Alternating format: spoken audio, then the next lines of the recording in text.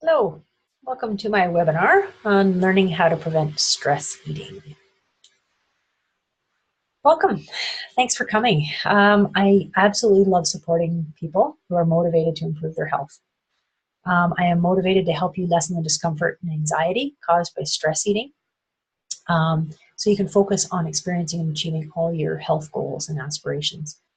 If you've got any questions, please feel free to comment under the video, to reach out, email me, visit my website, contact me, and I'm happy to help in any way that I can. There are a number of resources used in putting together this webinar that I would like to share with you. I'm not going to do it through the webinar. It's not really appropriate through voice, so I'll post these resources in the comments underneath this video, as well as email them to the participants of the video. So if you've got any questions at all about any of these resources, then please let me know as well. All right, so let's get started. What is stress eating? Sometimes it's also referred to as emotional eating. So while we're all somewhat familiar with that nagging voice of guilt in our head that accompanies an excessive or indulgent meal, it's another thing entirely to heed that voice and to stop when your body is comfortably satiated. So stress eating or emotional eating is eating to compensate for or as an alternative to dealing with emotions. And typically happens when we're stressed. 27% of adults admit to turning to food to deal with stress, while 34% of adults admit it to be a habit. So why do we do it? It's easy to explain external factors, like the food itself, right? Really tasty, delicious food that's meant to be that way. The party, the person that provided it to us, the place in which it was consumed. For instance, like a wedding or an all-you-can-eat buffet. But the real reason underlying, the real underlying issue with stress eating lies in the lack of awareness of not only our own bodies, but also our emotions and our ability to deal with them. The majority of time, stress eating is done at times when the body doesn't need food. The messages between the mind and the body get confused, and hunger is not the main thing waiting to be satisfied. Harvard Health actually issued a fascinating article which details some of the reasons that stress will cause us to overeat. It's in the resources if you want to take a read. All right, so stress and food. In the short term, stress can actually prevent hunger cues, okay? So when you think about it, you've all heard of the fight or flight response. We are not hungry when we are running from an angry bear or lion, whatever the case may be. So in short bursts of stress, our hunger cues are suppressed. We need all of our energy, all of the oxygen in our blood to go to our muscles to get away to find safety, not to digest food. So hunger is suppressed. The hypothalamus in the brain produces hormones that suppress the appetite. That's just the way it works.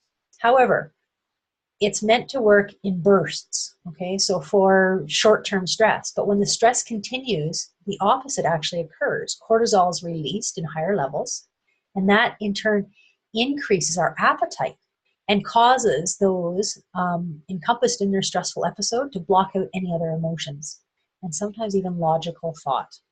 Stress eating is difficult to control. So now we have this episode of stress eating.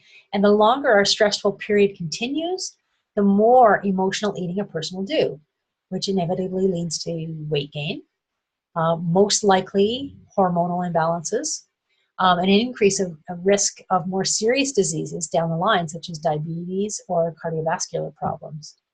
It's a vicious spiral that once is entered can be difficult to escape. But fortunately, there's ways to escape periods of stress and emotional eating. The first step, which is what you're all doing by listening to this webinar today, in addition to that, acknowledging where and when it appears in your life. And this is most often where people fall down, as their eating habits fluctuate from periods of having non-existent appetite, mild stress, to intense, stressful, and emotional eating periods. There's a quiz that I've linked in the resources, that can be helpful for you in assessing your eating habits and why you act in certain ways around the food that you do. The quiz is free to take, although you get very limited information at the end unless you pay for the more detailed version. However, just the process of going through the quiz and reading the questions, thinking about the answers, digging deep, being honest with yourself can actually open up some information for you. So it may be a good exercise for you to give a try to. All right, oops, sorry about that. So cortisol and hunger. So cortisol is frequently associated with the fight or flight reflex in our bodies. Okay, it's in response to external threats or stressors, whether they're real or perceived. That's the way our body works. Okay, it doesn't actually have to be the bear on our tail. It can be the thought of the bear on our tail, and cortisol will be released, and we get into that fight or flight response. But when we experience periods of extreme hunger or intense stress, it triggers the same response in our body. So extreme hunger, extreme stress, they're the same thing to our body, okay? And cortisol is released. So one of the ways, so that it makes it so that we can get those messages crossed. We may be in a state of extreme stress, and what we're doing is now we're linking that to extreme hunger. And so we eat in order to get through that stressful period. Excuse me. So it's easy to see how they can get confused. Similarly, we can associate different things, okay? So think about this. When you were growing up, anytime that you would feel hungry, you were fed, and what that would do is then that would release neurotransmitters in your brain to the positive areas of your brain. You'd feel better. The dopamine, the serotonin, those neurotransmitters that actually make you feel good whenever your hunger cravings are satisfied in a balanced way. So you've spent your whole life getting this shot of feel-good hormones in your brain anytime you eat. So again, it's that association that anytime you're not feeling so great, you think, oh, well, if I eat, then I'll feel better in my brain. Very simple association because it was laid down when you were a child. Again, all of these things lead into emotional eating. So recognizing that we have these thought patterns, that how they've formed around our food, we need to start asking ourselves questions like, are we eating purely to feel that rush of contentment? Or are we eating because our bodies actually need the food? And that introspection is vital if you're to gain any understanding of your eating habits. So take time to consider these questions the next time you feel like overeating, eating when you're not really hungry. Are you aware of when you struggle the most to control your eating? Do you know? I know what it is for me. It's in the evening, okay? I can go all day without eating, not a problem. But come time for the end of the day to roll around, that's when I can eat and eat and eat. So I know that that is my period of time, okay? Do you know what it is for you? Do you have a period of time? Do you have a particular thing that triggers it for you? Okay, if so, put it in the comments. I'd love to hear about it because we're all different. Getting to know your stressors. Okay, this is what I'm talking about here with emotional transparency. So I know it's not the most comfortable experience to look at your discomfort head on, but it's the only way to truly make any progress against the damaging habits of stress eating. Even just taking the time to be honest with yourself and writing down when you feel overwhelmed by thoughts of overeating, or when you automatically turn to food for comfort, can be a really good way to begin. Once you've identified the root causes, you can set to work in minimizing the risks that they'll happen to you again. For instance, if you know that you eat when you're lonely, plan to call a friend or write in your journal, go for a walk. The more frequently you divert your energy to these alternative outlets for your energy and thoughts, the easier it's going to become to ignore the cravings to overindulge. Emotional eating can be your body's reaction to feeling deprived in either a physical or mental form. So creating new ways to nourish yourself is a good way to get through them. Stocking your fridge with delicious, healthy foods. Packing your calendar with exciting things to do, although not overdoing it, because then we get into more stress when our calendars are too packed. Being disciplined about setting time aside for yourself to relax, whether that's going for a walk in nature or having a hot bath or reading a book where you can just become immersed. But try not to stress yourself out about missing a meal. All right. Missing a meal every now and again is fine and can actually be beneficial to our bodies. Rest assured, you can go longer without food than you think you can. Okay. So mindful eating, and you may have heard of this term before. And while it's easy to recommend that a stress eater attend a yoga class or start meditating, it takes a little bit more understanding of those activities to truly have a desired effect. It's not going to happen with just one yoga class.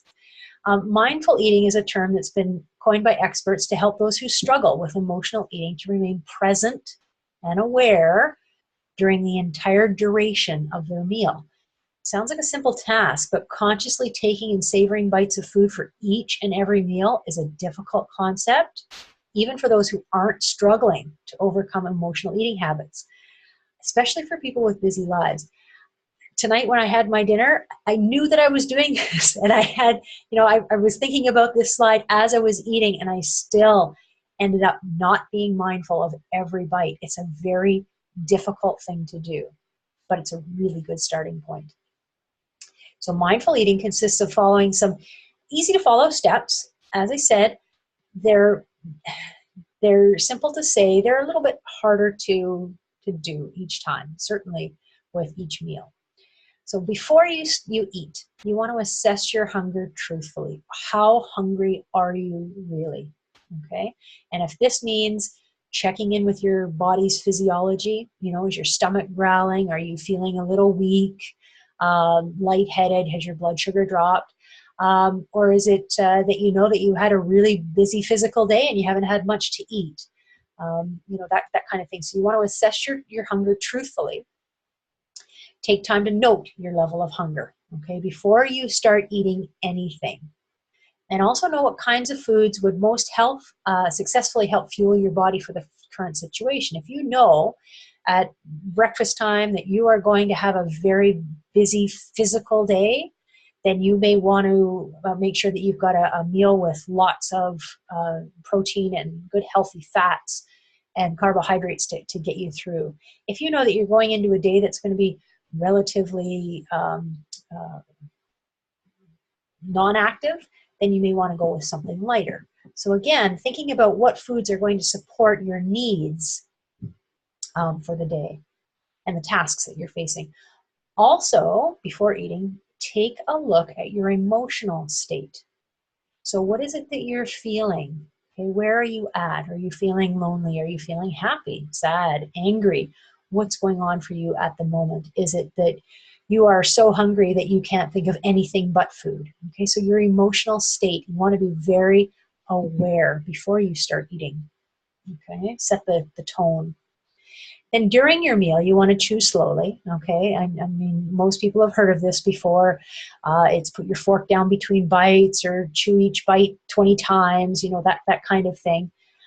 Taking breaks, trying to taste every little flavor, especially if you haven't cooked it. It's really quite a fun thing to do, is see if you can pick out the different flavors, the different spices, seasonings, herbs, vegetables, meats, whatever it is. Try and pick out all of those. It will help you be really mindful of each bite. Enjoy the texture, the flavors, thinking about where the food came from, all of the people that were required and animals required to bring you the meal that sits in front of you. And be grateful. Practicing gratitude during your meal is an excellent way of becoming mindful as well. Okay. Again, taking a look at your emotional state. Were you feeling a little anxious prior to your meal, and now that has subsided and you're feeling much calmer? Okay, so what is your emotional state during your meal as well? Has it changed? Maybe it hasn't at all. After your meal, you want to try and view that meal that you've just ingested as fuel to help you achieve whatever tasks you have ahead of you. Okay, mindfully assessing how you feel physically. All right. Do you feel satiated? Do you feel bloated? Do you feel gross? Have you eaten too much?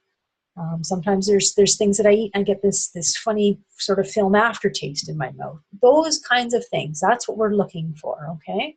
You really want to be present with the food that you just ate, and how are you feeling? Again, how are you physically feeling? How are you feeling emotionally? Are you feeling satisfied? Are you still feeling empty? Okay, not physically empty, but is there still an emptiness there for you? So how is it that you're feeling? Right? If the meal wasn't exactly to your satisfaction, then use that information to help in planning subsequent meals. What else could you add to your meal that will support your health and also make it so that you feel satiated at the end of your meal? All right. There are some tips on practicing mindful eating in the resources if you need more information on that. All right, mental health and gut health. So it's not rare to hear those who complain of mental health difficulties mentioning their diet and a difficult relationship with food and stress eating as well as part of their symptoms.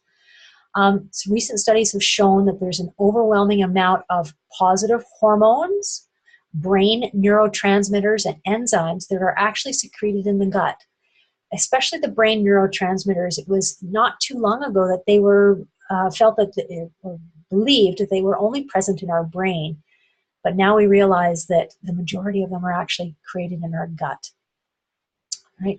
This means that ensuring digestion is at an optimal level, so that our hormones, our neurotransmitters, our enzymes are all online to be the best that they can be.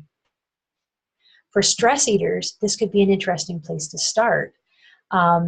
Considering that that's where their bad habits could be from. It's kind of a chicken or the egg sort of situation, because is it mental health issues, things like depression, anxiety, those kinds of things that are causing the stress eating? Or is it the stress eating that's affecting your gut that is then affecting the mental health? So it's a really hard thing to know exactly where to start, but understanding the connection between the two things is really important, because you can work on improving your gut health, and a result of improving the gut health is it's going to increase your mental health as well. Recognizing that if your mental health is a little precarious, then you're going to be more prone to stress eating. All right. So what can we do about this? What are some of the techniques that we can use to fight or to work with stress eating? And one of them is creating a food diary. Now, there are lots of apps out there for tracking the food that you eat. Most of them have to do with weight loss and things like that, tracking your macros, the amount of carbs and protein and fat that you're consuming in a day. But I want to take this one step further, okay? So creating a food diary, keeping a food diary is helpful, especially for people who are stress eating, and it's not a mindful thing. So you really have no idea of how much food you've consumed in a day or what types of food you've consumed in a day. So simply writing it down can be a real eye-opener to realize, oh my goodness, look at how much I ate, or look at how much carbs and how little protein, or whatever it is that your goals are. Keeping a food diary can really help to clarify what's actually going on, okay?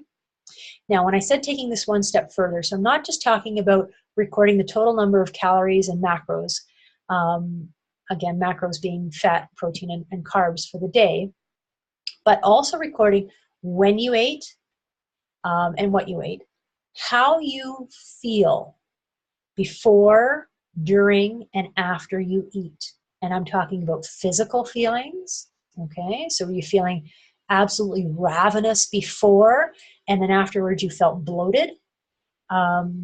Did you feel like you didn't really need to eat prior, and afterwards you felt really heavy?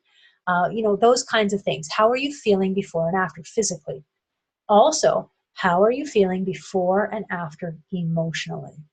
So were you feeling very empty before, and after you ate, you felt full, satisfied, um, that kind of thing. Okay, so your emotional state as well. And then also, what else were you doing while you were eating?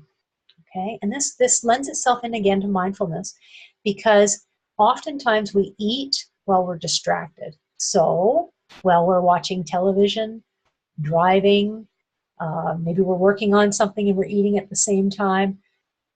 Anytime that you are distracted and you are not paying attention to what it is you're eating, that can affect the amount of food and the types of foods that you're eating, and therefore lead into the stress eating.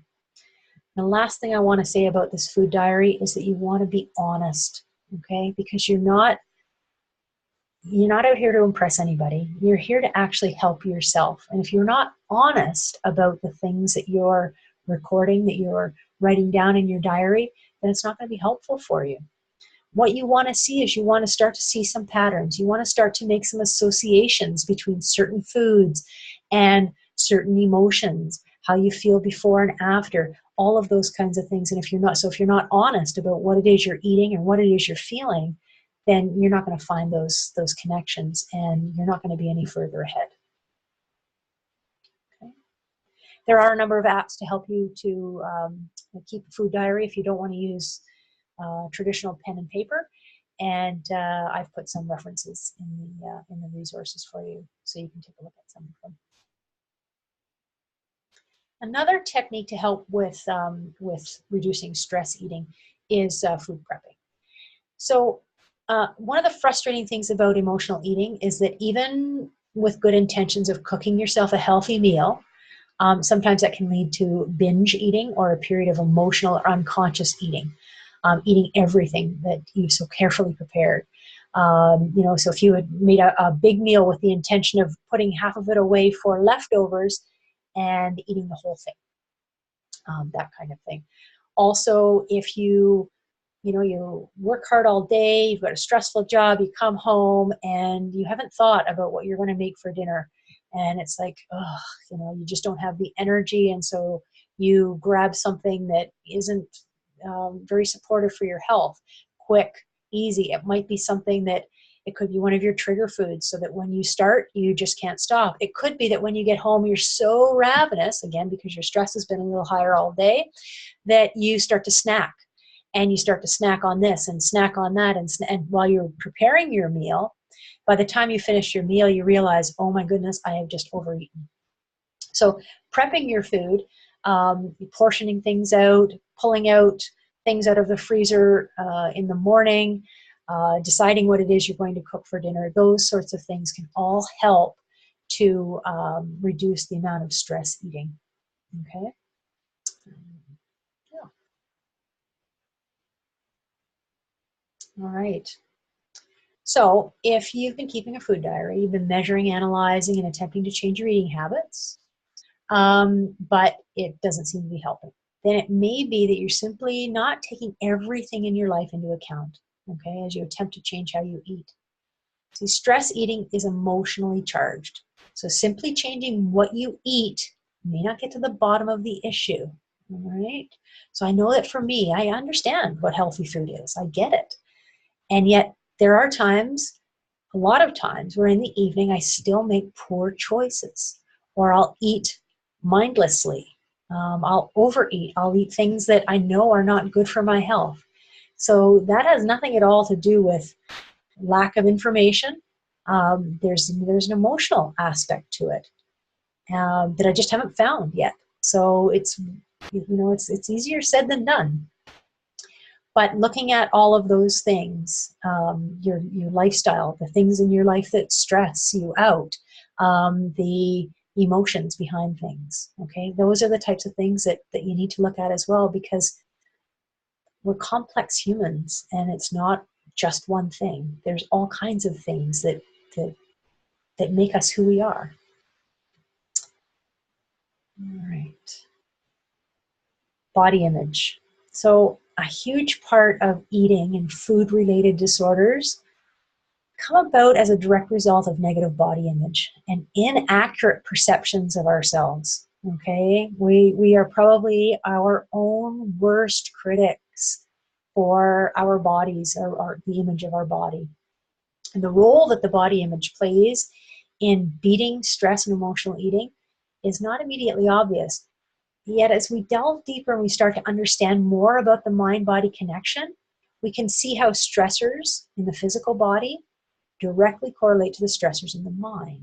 Okay? So while overeating inevitably plays havoc on our digestion and our internal organs, increasing the risk of contracting various diseases such as diabetes and cardiovascular disease, as I mentioned before, it also places a huge amount of stress on our minds, especially when we start beating ourselves up over the overeating or the poor choices of food. Okay? We've already discussed that the hormones and enzymes involved in creating a sensation of stress are produced in the brain and can be released to the body in response to external triggers or stressors. When the triggers occur, our actions respond directly to the particular emotions of sadness, guilt, stress, or self-hate associated with them. Emotional eating becomes a crutch in which we attempt to redirect the attention away from these uncomfortable thoughts or stressors. So we have this negative body image, it creates some stress, some self-hatred, and we try and distract ourselves by eating, which then just makes it worse. And again, we're in this downward spiral. We're eating foods or eating too much of foods. Even eating nothing but healthy foods, but eating more than our bodies need are not good for us as well. So stress eating, then it affects our physiology, which then creates more stress. And again, we're just in this downward spiral that we really need to try and break out of. Right. Exercise. So have you ever heard the people saying, oh, I'm going to have this piece of cheesecake for dessert and I'll just run an extra 5 miles. Lots of people think that you can just exercise it off. Okay. However, the belief that calories in, calories out, it's a myth. Okay. When you overindulge in food or you eat foods that are not supportive of your health, you cannot exercise that away. It doesn't work that way. So you don't want to be using exercise as a way to counteract an episode of stress eating. In fact, if you're exercising to work off an emotional eating episode, it's like punishing yourself. So here you've overindulged in food, and now you have to exercise as a result. So now the exercise is associated with a punishment. You did this, and now you have to exercise. And so it's not going to be a pleasant thing. And then that's, again, perpetuating the emotional eating downward spiral. Okay? Now, exercise can help. Exercise can help in reducing the urges to binge and lose control of food. When we exercise, we feel good, we feel stronger, we're full of positive endorphins that shift energy around in our body instead of leaving them stuck in one place. But it has to be exercise that we enjoy. It has to become the treat. So if you're going to use exercise to distract yourself or to replace the stress eating, it has to be exercise that you enjoy, because remember, you've got this association built that eating is going to make you feel better. So then if you want to change that wiring or add to it something else, then exercise needs to be something that makes you feel good. Okay? So if going to CrossFit is one of those things that makes you feel good, then great, go and do it. If you dread going, then it's not going to be I'm not saying CrossFit's not good, I just happen to pull that one out of the air. If you dread going, then it's not going to be a sufficient substitute to rewire for stress eating. Okay, it actually may make it worse, because going and doing that type of exercise is going to cause more stress, and you'll be more likely to stress eat. Okay, so watch your type of exercise. Remember that really intense and or prolonged exercise can be very stressful on the body. Okay, running marathons, doing CrossFit 5 times a week. That whole no pain, no gain thing is another myth. The stress on your body of over-exercising is real. Okay? So what you want to do is find a pleasant, enjoyable way to move your body. and distract yourself from emotional eating. That's the key. It has to be something pleasant, something that you enjoy doing, moving your body at the same time. If the urge to stress eat comes upon you at a time when your body is not actually hungry, and you've taken the moment to recognize that, then the next step is to engage your mind and your body with another activity to distract you from those urges. But again, the activity has to be pleasant. Otherwise, it's not going to work to distract you from whatever the stress eating, whatever is triggering the stress eating. Okay. All right, media. We've been conditioned externally by a vast and ever-growing and ever-hungry giant that's huge, relentless, has an impact on all of our senses, not just hunger, and it's the media. Okay. If you ever notice, I find that I don't tend to watch regular television very often. And I know that my time for stress eating is in the evening. If I happen to put on regular television as opposed to Netflix or a movie or something like that, the commercials for the food it's crazy, and it just increases my desire to want to eat. Regardless, I'm not hungry. It's just seeing the images on the television. Okay. Many food companies use media as a way to make us believe that a particular kind of food and lifestyle is going to make us happy, right? We see all these commercials of these wonderful, happy people. Like, think about I don't know if you know the commercial for the McCain's Deep and Delicious cake with the kids who look like they're just in heaven when they take a bite of this cake. I mean, that's what we're looking for, right? These ads are targeted to say, if you eat this food, you are going to feel incredible. And that's what stress eating is all about. We want to feel incredible. And that's why we eat. So just keep that in mind, that it's not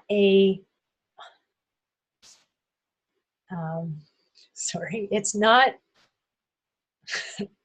totally lost the word, a coincidence that these foods are advertised like this, okay? They are intended to make us eat.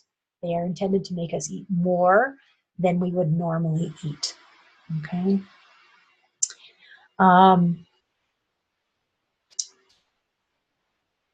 Okay, I think that's good. All right, your triggers. Getting to know your triggers are key if you're ever going to overcome or at least manage your emotional eating. Now, having said that, it's great if you know what your triggers are, but I'm not sure that it's absolutely necessary to pinpoint exactly what your triggers are. If you can, then by all means, that's great. I haven't been able to identify my triggers, but I know when they come, and I've been starting to learn ways of managing them. And so when I mentioned that I don't think it's necessary that you know what they are, I think if you can recognize when they're happening, what you're feeling at the time, and that you've got this desire to eat when you're not hungry, that alone is going to be helpful enough to help you to change your behaviors. Okay. Again, if you know that the trigger is because every time you hurt yourself as a child and you were in pain and you were crying, that your mother gave you a cookie as a treat, and that's why you crave cookies when you're feeling down, then that's great that you can make that connection. Okay. Because then it's easier to break that association. But sometimes it's not easy to figure out what those hidden triggers are. But if you can identify times of days, maybe emotions, what's going on, right? Is it when nobody's around? Is it after everybody else has gone to bed? Is it, is it after you've had a difficult conversation with someone, or someone has said something, or you've an expectation that you have hasn't been met? Whatever those happen to be, if you can recognize those times as times where it's like, oh, I could really use this, or oh, I could really use that, or maybe it's like this is when I overindulged and ate 2 Big Macs, then even making that association is the first step in helping to overcome or manage your emotional eating. Okay. All right. So, personal choices.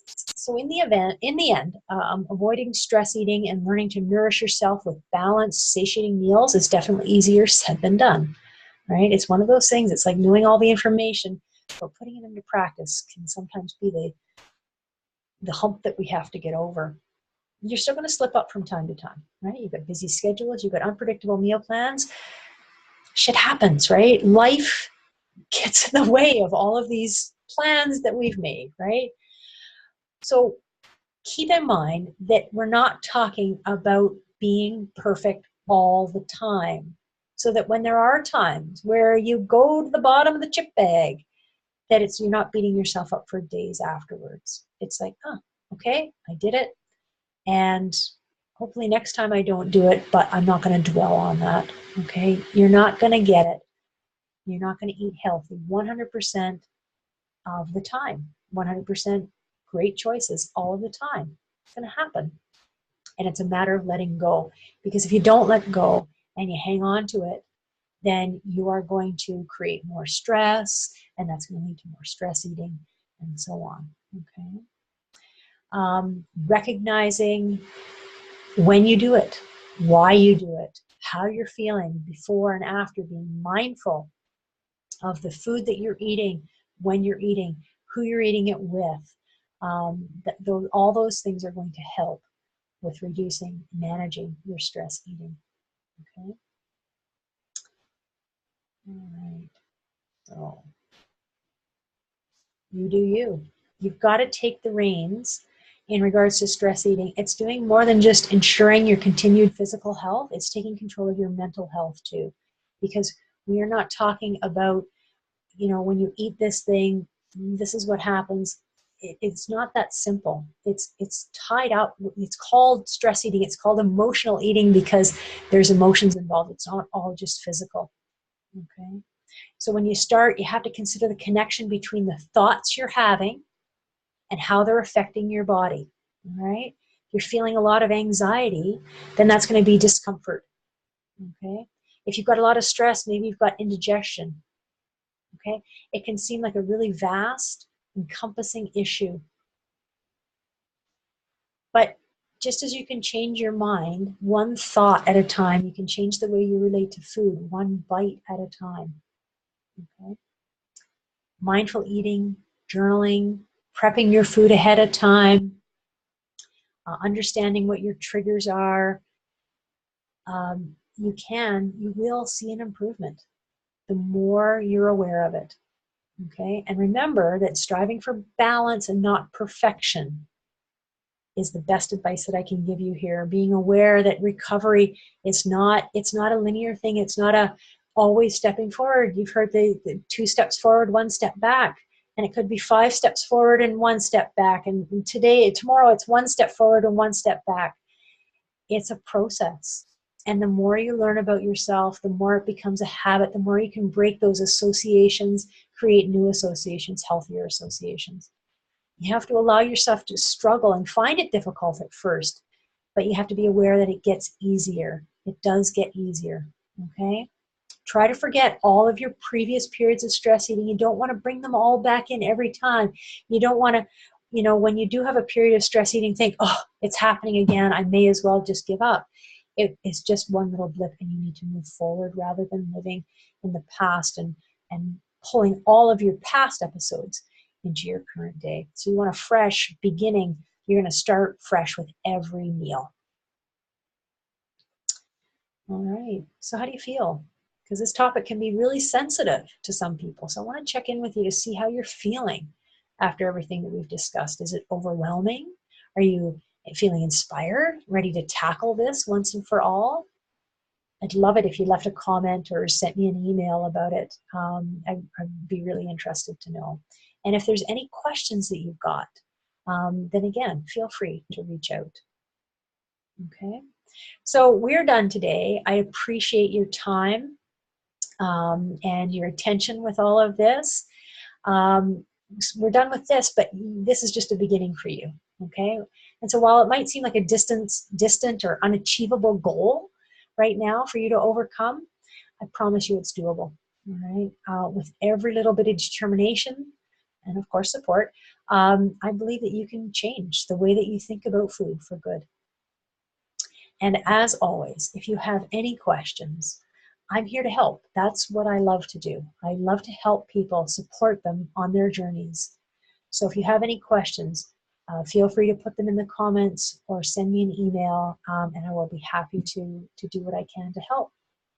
So thank you again for joining me today, and have a great and healthy day.